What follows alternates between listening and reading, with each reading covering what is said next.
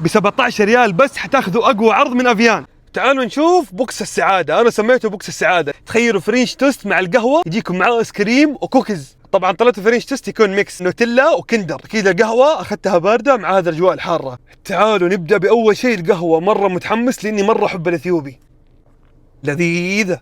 وهذا كوكيز الفانيليا. طبعا أفيان متخصصين في صناعة الكوكيز من أكثر من 4 سنوات، عشان كذا تاخذ الكوكيز عندهم وانتم مغمضين. وهذه حشوة الكوكيز مليانة شوكليت. السلام، هش ومليان شوكليت.